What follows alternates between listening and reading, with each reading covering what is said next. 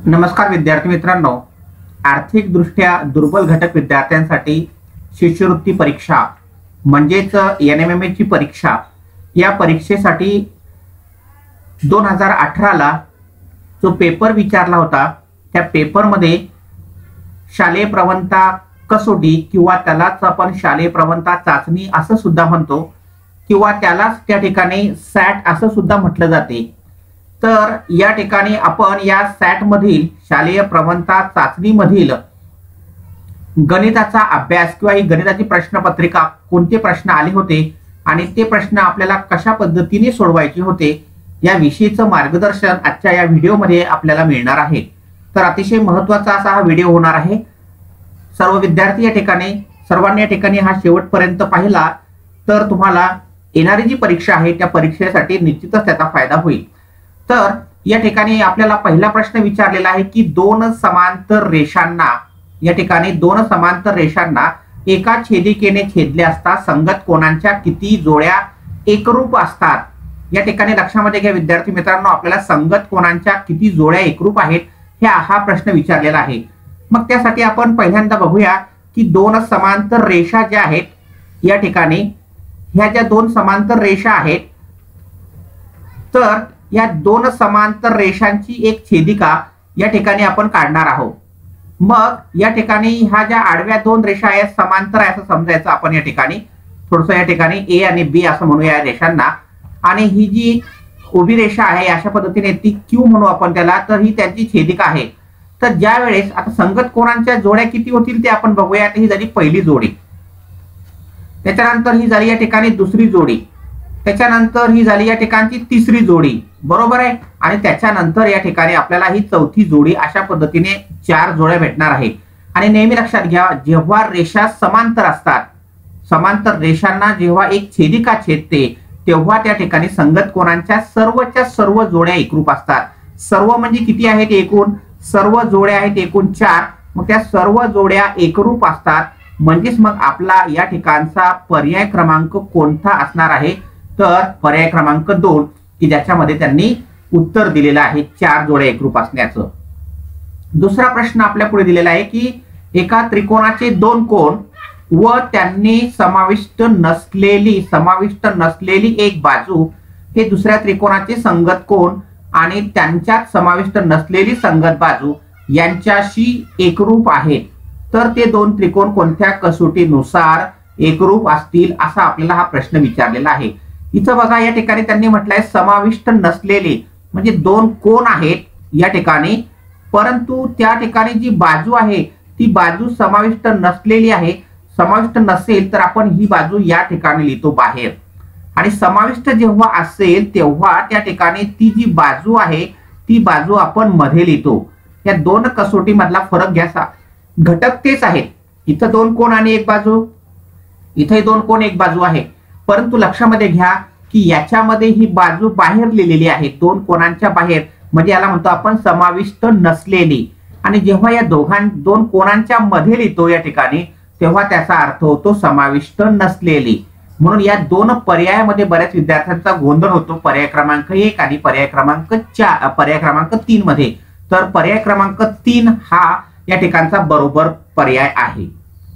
त्यानंतर या ठिकाणी आता आपण पुढचा प्रश्न बघूया की चौरसाच्या कर्णाची लांबी 12 सेंटीमीटर दिली असेल तर त्याचे क्षेत्रफळ किती चौरस सेमी असेल।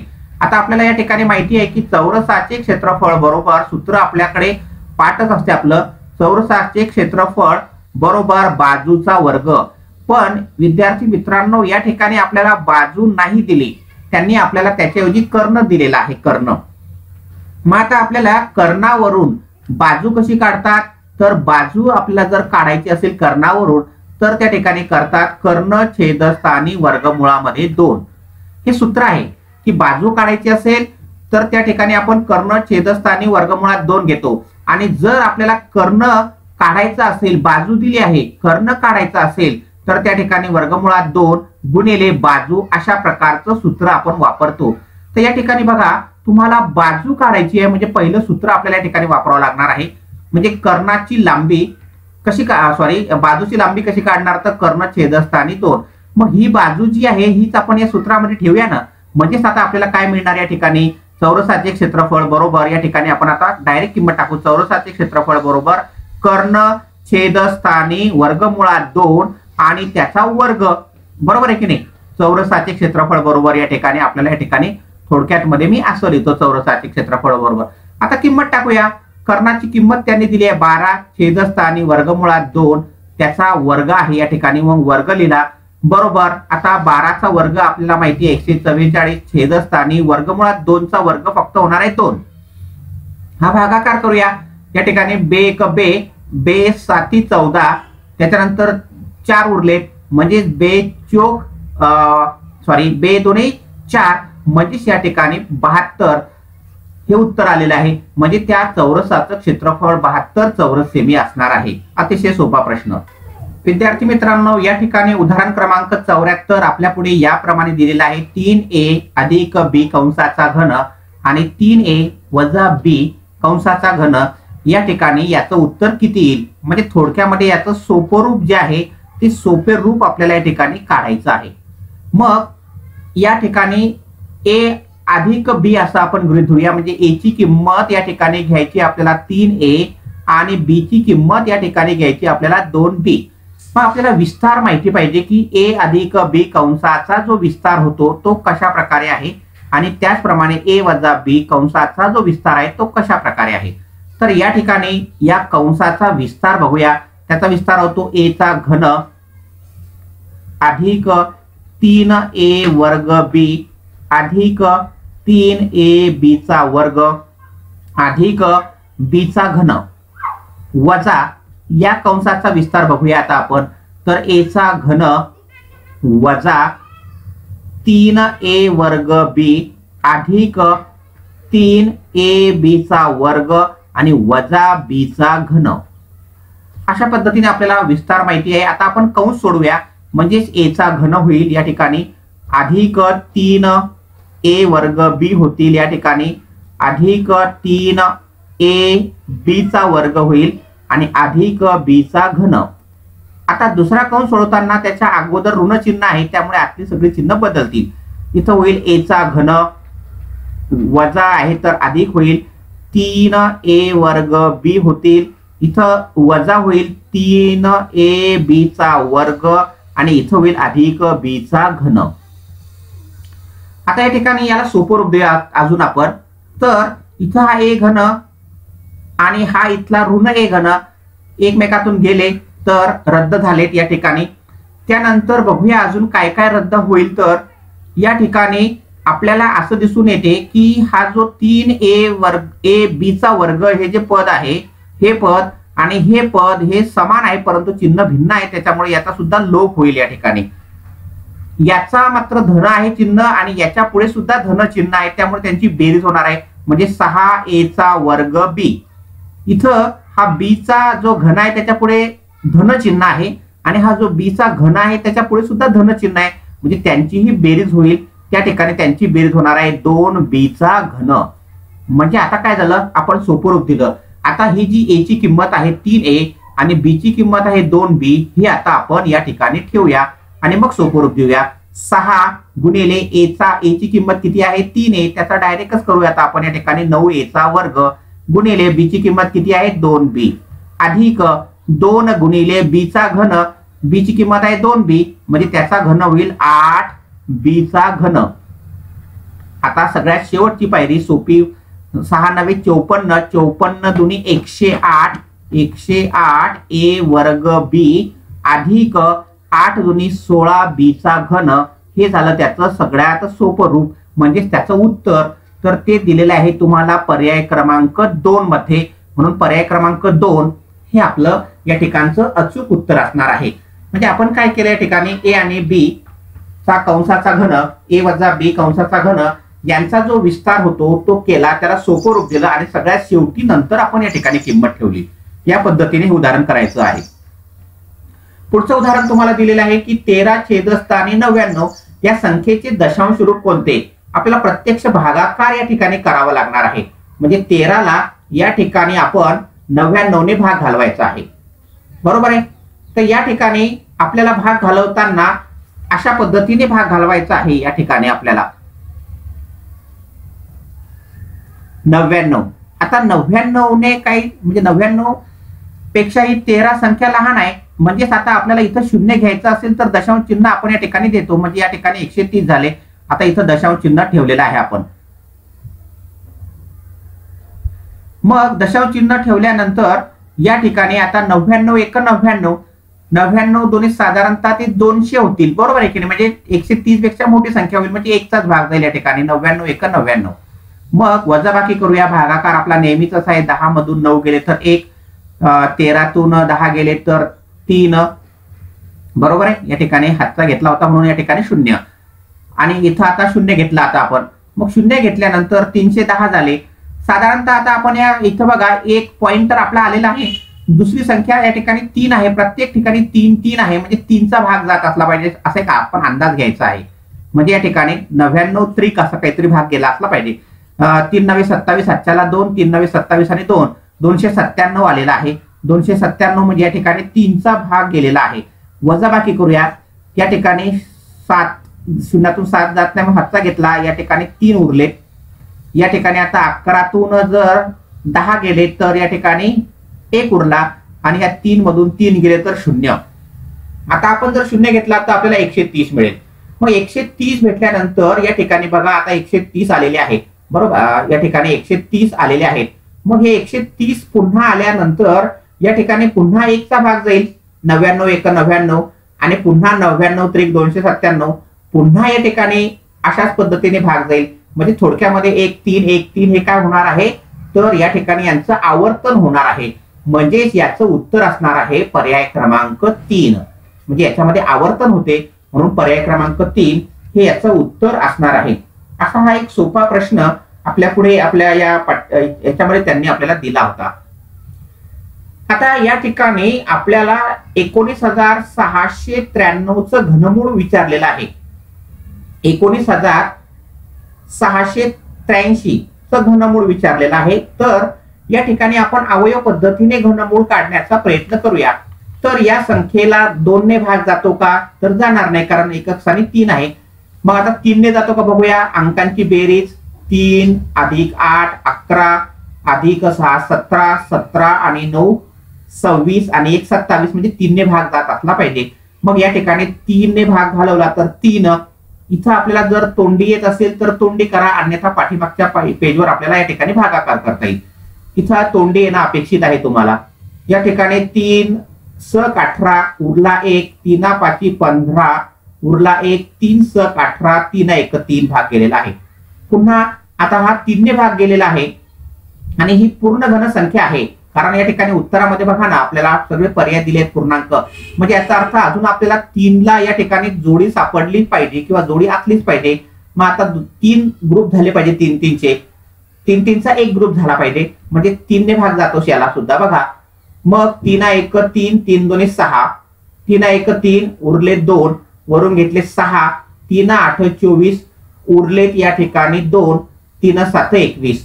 पुन्हा या ठिकाणी आता आपल्याला 3 ची एक जोडी मिळवावी लागणार आहे. 3 × 3 × 3 × 7 21, बरोबर आहे. 3 2 6, 3 2 6 उरले 2, आणि वरून घेतले 7, म्हणजे 3 9 27. आता 729 हा कोणाचा घन आहे हे आपल्याला माहिती आहे. 729 हा 9चा घन आहे.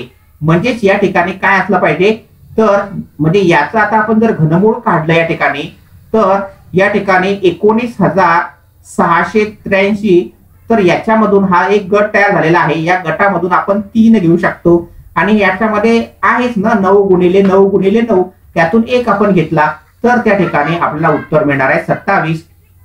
म्हणजेच पर्याय क्रमांक 4 हे आपलं या ठिकाणचं उत्तर असणार आहे. पर्याय क्रमांक 4. पुढील उदाहरण आपल्याला असं दिलेलं आहे की x बरोबर 2⁻1 आणि y ची किंमत दिली आहे तुम्हाला 2⁻2. तर x + y बरोबर किती. मग आता या ठिकाणी आपल्याला बेरीज आपल्याला विचारली आहे 2⁻1 अधिक 2⁻2. हे ऋण आल्यामुळे आपल्याला थोडासा गोंधळ होतोय की नेमकं करायचं काय, बरोबर आहे की नाही. म्हणजे x अधिक y पाहिजे की नाही, मला आम्ही x ची किंमत टाकली इथं, अधिक y ची किंमत. मग आता सोपं रूप आपल्याला द्यायचं आहे, पण घातांकांचे नियम आपल्याला माहिती पाहिजे की ऋण घातांक असेल आणि याला धन करायचं असेल तर त्याला छेदस्थानी पाठवतो, म्हणजे 1 छेदस्थानी 2 अधिक याला जर या ठिकाणी अशा पद्धतीने करायचं असेल तर तो 1 छेदस्थानी 2चा घातांक 2 अशा प्रकारे जाणार आहे.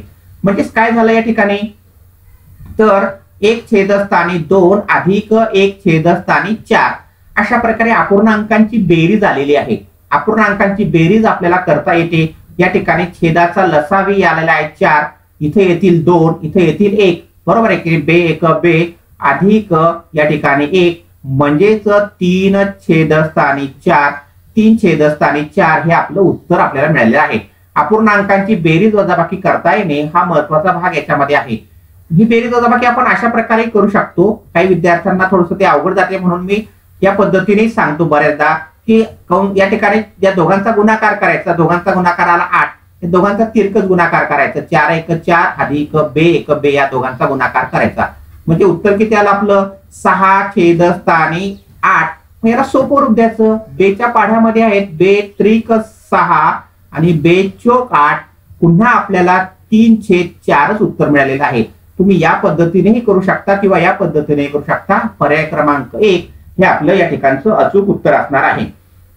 विद्यार्थी मित्रांनो, पुढील उदाहरण आपल्या पुढे अशा प्रकारे आहे की एक वर्तुळाकृती बाग आहे आणि त्या वर्तुळाकृती बागेचं क्षेत्रफळ तुम्हाला दिलेलं आहे 5,54,400 चौरस मीटर.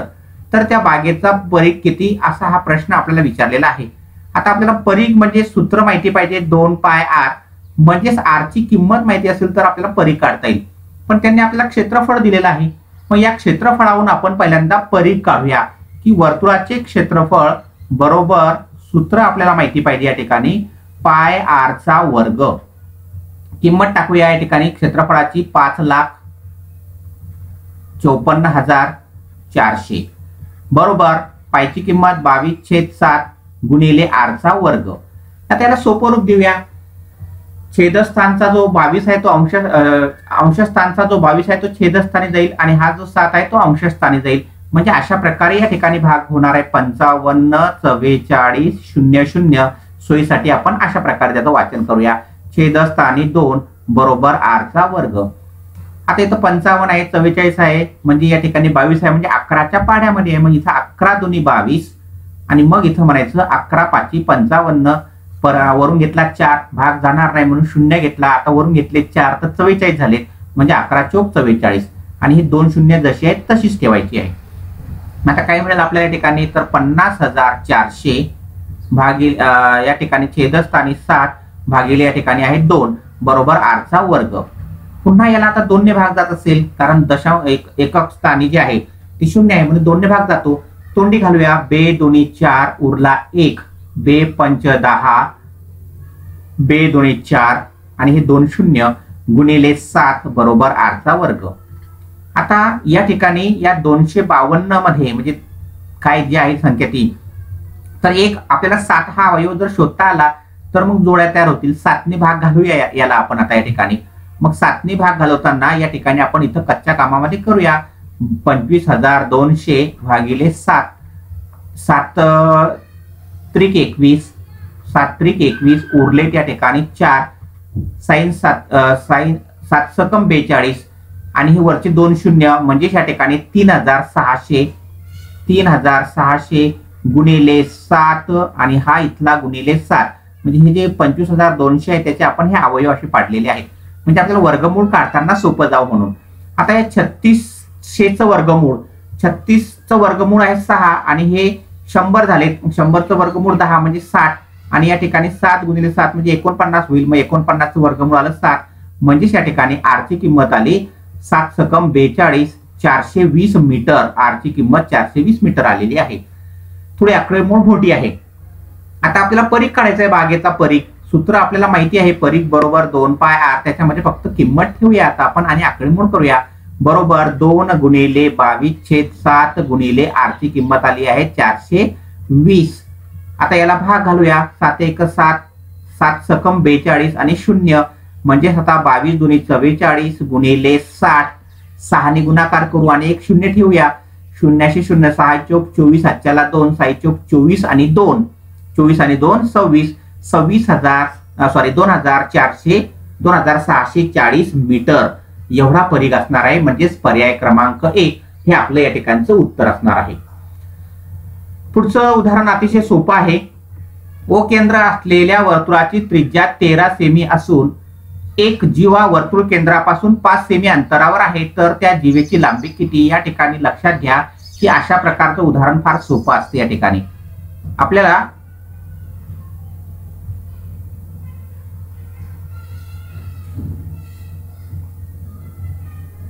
या ठिकाणी आपण पहिल्यांदा वर्तुळ काढण्याचा प्रयत्न करतोय. हे वर्तुळ काढलेलं आहे आणि या वर्तुळामध्ये या ठिकाणी एक जीवा आहे. ही जीवा जी आहे, या जीवेची लांबी, हा केंद्रबिंदू आहे ओ, या जीवेची लांबी तुम्हाला या ठिकाणी वर्तुळाची त्रिज्या दिलेली आहे. वर्तुळाची त्रिज्या आहे 13 आणि त्या ठिकाणी केंद्रापासूनचं अंतर आहे 5, म्हणजेच हा लंब आहे. मग आता 5, 12, 13 हे पायथागोरसचं त्रिकोण तुम्हाला माहिती पाहिजे.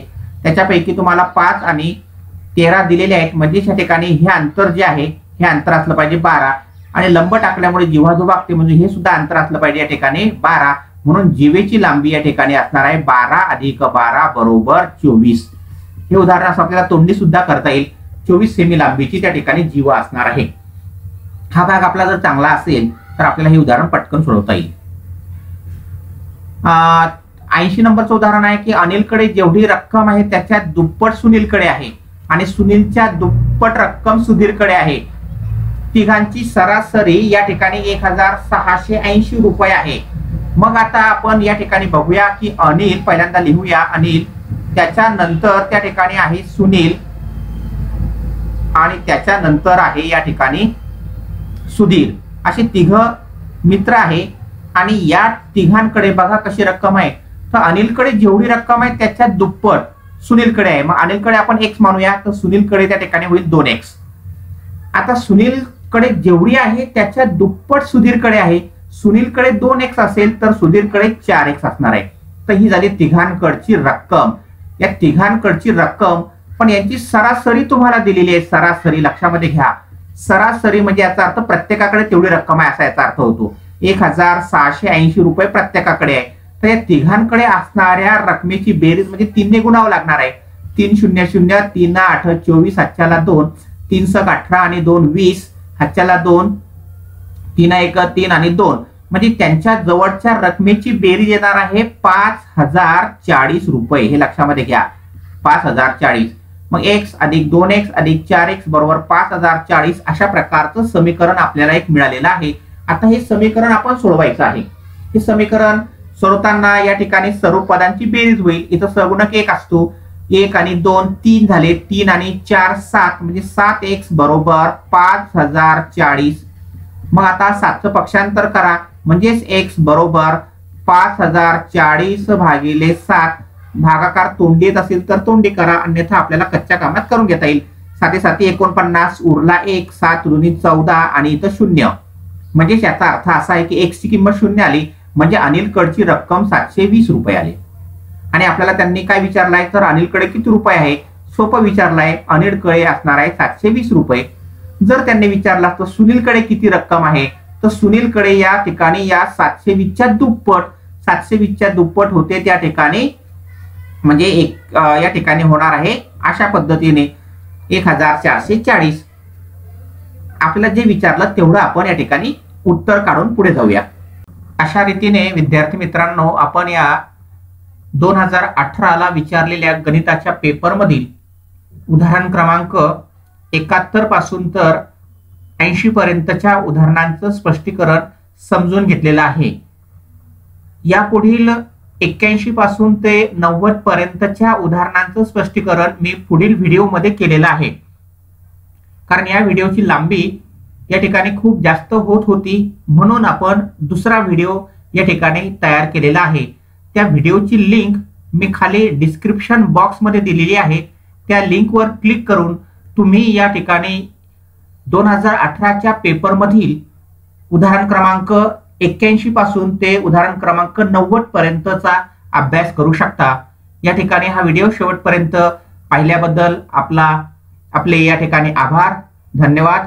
आणि हा व्हिडिओ आपल्याला आवडल्यास या ठिकाणी या चॅनलला आपण सबस्क्राईब करू शकता. धन्यवाद.